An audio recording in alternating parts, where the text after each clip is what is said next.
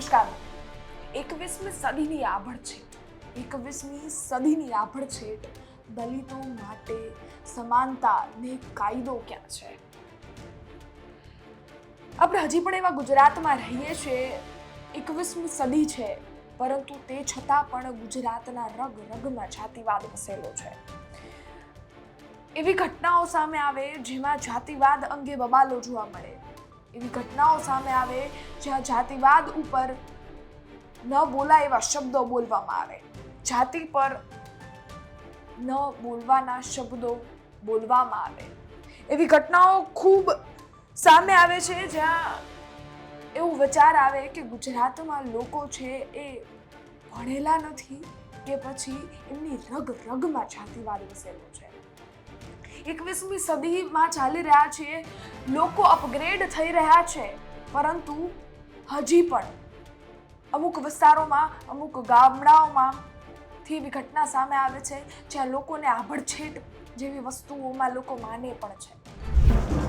જો તમારે પણ ગુજરાતના તમામ સમાચાર તમારી સ્ક્રીન પર જોતા છે તો અત્યારે જ ગુજરાત તકની યુટ્યુબ ચેનલ સબસ્ક્રાઇબ કરો. ફેસબુક, ઇન્સ્ટાગ્રામ પર જોઈ રહ્યા છો, ફોલો કરો. થરાદમાંથી એક સમાચાર સામે આવ્યા. થરાદમાંથી એક દલિત સમાજના યુવકને નાઈની દુકાને ગયા હતા અને વાળ કાપવા કહ્યું તો વાળ કાપવાની ના પાડી દીધી. તમે આ સમાજમાંથી આવો છો, અમને આભડછેટ લાગે, અમે નહીં કાપી દઈએ. એવું પણ કહ્યું કે ગામડામાં બધા નાઈની દુકાનવાળા લોકો છે હા પાડી દેશે તો અમે પણ કાપી દેશું. લોકો વાટકો થાળી લઈને જાઓ, નવા કપડાં ન પહેરો, નીચું જોઈને ચાલો. આ બધા જ રૂલ્સ અને રેગ્યુલેશન એ સમાજ માટે કોણે બનાવ્યા છે? આપણા કાયદામાં, આપણા બંધારણમાં એવું કશું નથી લખ્યું કે આ સમાજ ઉપર છે, આ સમાજ નીચે છે. તે છતાં પણ 21મી સદીમાં પણ એવી ઘટનાઓ જોવા મળી રહી છે જે સાબિત કરે છે કે ગુજરાતના લોકોમાં જાતિવાદ રગ રગમાં વસ્યો છે.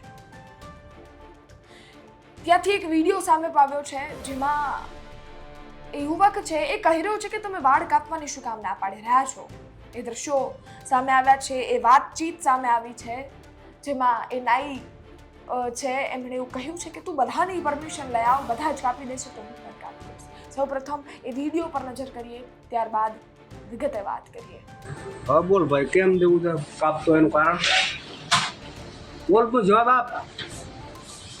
કેમ વાળ નહીં કાપતો?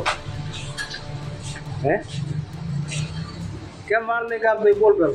ભાઈ નાસ્તો કરવા જો. નાસ્તો નહીં, પણ એનું કારણ શું છે? શું કેમ આવે પૂછતા રાખો તો? ભારત દેશ આઝાદ છે, કોઈનો ગુલામ નથી. રેડી બોલ ભાઈ, તારે મોઢે બોલ. ગોમના બધાને પરમિશન હોય તો અમારે કાપી નાખો. ગામનો પરમિશન શું હોય તારે? સરકારનું તો તારે કોઈ સરકારની પડી જ નથી ને. બધા નાઈ કરી હાલે. ના, ગવર્મેન્ટની તને કોઈ પડી નથી, ગોમની જ પડી છે. બધા નાઈ કરી હાલે. હા, તમારી દુકાને મોકલી દે. આ બધા જ એટલા તાર ના હેડ શણવાલ માર હેડવાલમાં નહીં, પણ રોણેશ્રીમાં રોણેશ્રીમાં હેડ માર. આપે જોયો એ વિડીયો, આપે સાંભળ્યું એ વિડીયોમાં શું કહેવામાં આવી રહ્યું છે. છેલ્લા 9 દિવસમાં એટલી બધી સમાજની સમાનતાને લઈને એટલી ઘટનાઓ સામે આવી જેનાથી સવાલ થાય કે ગુજરાતમાં લોકો છે એ આટલા શિક્ષિત હોવા છતાં પણ જાતિવાદમાં માને છે, અને જાતિવાદમાં માને છે પરંતુ એવી જાતિ છે એના ઉપર કમેન્ટ કરતા હોય છે, પ્રહાર કરતા હોય છે અને એના લોકો છે એનું અપમાન કરતા હોય છે. સુરેન્દ્રનગરની ઘટના ખૂબ શર્મજનક હતી. પાણી ભરવાની બાબતે લોકોને આભડછેટ લાગી જાય છે, કૂવા સુધી એ સમાજના લોકોને પહોંચવા નથી દેતા. બીજી ઘટના મહેસાણામાંથી સામે આવી. વરઘોડો ચાલી રહ્યો છે, ઘોડા પરથી નીચે ઉતારી વરરાજાને કહેવામાં આવે છે, ગાળો આપવામાં આવે છે ને એ વરઘોડો છે અટકાવવામાં આવે છે. સાબરકાંઠાની ઘટના જ્યાં લોકો થાકી ત્રાસી અને હિજરત કરવા પણ ઉતરી ગયા.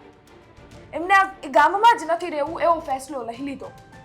એમના તો એવા આક્ષેપ પણ હતા કે અમારે નવા કપડાં પહેરવાના નહીં, અમારે ક્ષત્રિય સમાજના લોકો છે એને બાપુ કહીને બોલાવવાનું, જો એ દારૂ પીને આવે તો અમારે એને અમારા ઘરમાં આવવા દેવાનું, મારપીટ કરે અમારી સાથે તો અમારે પોલીસ કમ્પ્લેન નહીં કરવાની. આવા બધા જ રૂલ્સ અને રેગ્યુલેશન એ લોકો માટે બનાવવામાં આવ્યા છે.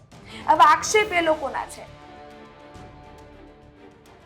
1960થી જ્યારથી ગુજરાત બન્યું છે, જ્યારથી મહારાષ્ટ્રમાંથી અલગ થયું છે, ત્યારથી અત્યાર સુધી હજી સુધી આપણે એવા ગુજરાતમાં રહીએ છીએ જેની રગ રગમાં જાતિવાદ વસે છે.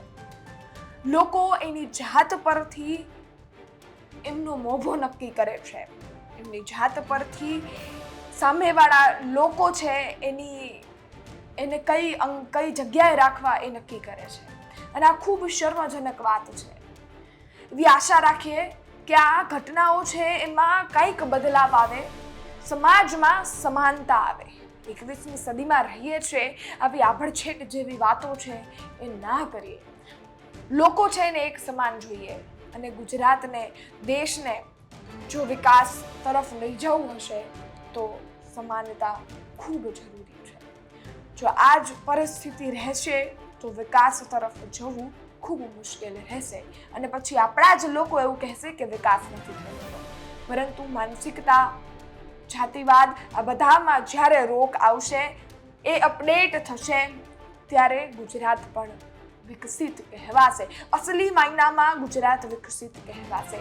તમારું શું માનવું છે કમેન્ટ ચોક્કસથી કરજો. ફરી મળીશું નવી માહિતી સાથે. માહિતી પસંદ આવી હોય તો લાઈક શેર કરજો. ધન્યવાદ.